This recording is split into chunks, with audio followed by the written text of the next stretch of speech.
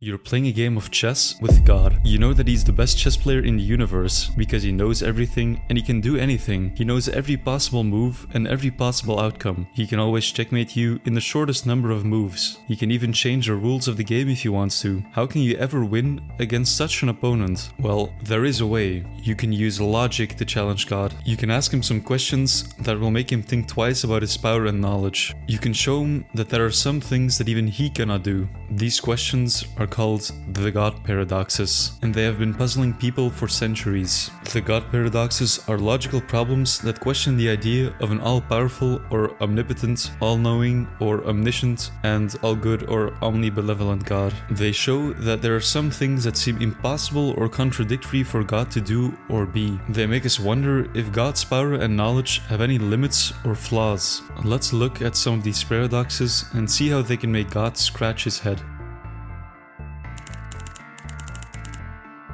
You ask God to create a stone so heavy that he cannot lift it. This request seems simple, but it's actually very tricky. If God can create such a stone, then he is not all-powerful, because there is something he cannot do. He cannot lift a stone. But if God cannot create such a stone, then he is also not all-powerful, because there is something he cannot do. He cannot create that stone. Either way, it looks like God's power has a limit. God may reply, "The stone you asked me to create does not exist. It is as impossible as a square circle, therefore I cannot create it." This makes you wonder, if the stone you asked him to make just cannot exist because of logic, wouldn't that mean that God is not above logic? And wouldn't that make him not all-powerful? There is no simple resolution to this paradox. It highlights a hole in the logic behind the existence of an all-powerful being. If you ask God to do something that is logically impossible, such as creating a square circle or a married bachelor, if he can do such things, then logic doesn't matter for him. But then logic itself becomes meaningless and contradictory. If God cannot do such things, then logic matters for him, but then God is not truly all-powerful. So it's one or the other. Either God is not all-powerful or logic is contradictory. An omniscient God is the idea of an all-knowing God that knows all truths. It's also possible to tackle this idea by using logic and mathematics. An example is the Cantor's theorem that works with sets and combinations. However, the explanation of this proof is way too long, so you'll have to Google it yourself if you want to know more. The conclusion is that an all-knowing God is contradictory and can't exist unless logic is flawed. Now we know that God cannot be all-powerful or all-knowing, but what about an all-good God? Why is there evil in the world? If God knows about evil and is willing to prevent it, but not able, then he's not all-powerful. And if he is able, but not willing, then he is not all-good. If he is both able and willing, then why do we still see so much evil in the world? And if he is neither able nor willing, then why do we call him God?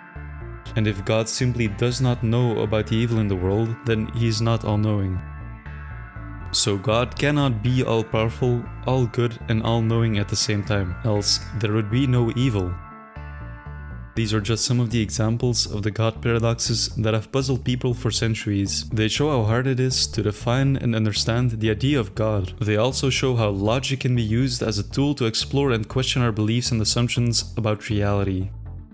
We have seen that God can't be all-powerful, all-knowing and all-good at the same time, unless evil is good and logic is contradictory. The stone problem challenged the idea of an all-powerful God, and the Omniscience Paradox discarded the idea that one entity could be all-knowing due to logic and reasoning. This raises the question whether we really have to look at God as some sort of omnipotent being. Maybe we've got it all wrong, and this is a way too concrete vision of God. Perhaps the most important idea is whether or not God needs a definition. The God paradoxes are not meant to prove or disprove the existence of God, nor are they meant to attack or mock the faith of those who believe in him. They remind us that there are some things that we may never fully comprehend, but that we can always try to learn more about. Much like the existence of an all-powerful God, the existence of time travel breaks logic as we know it. If time travel is actually possible, it would fundamentally change the way we view logic and reality. The existence and implications of time travel are all discussed in this video, which you will probably enjoy.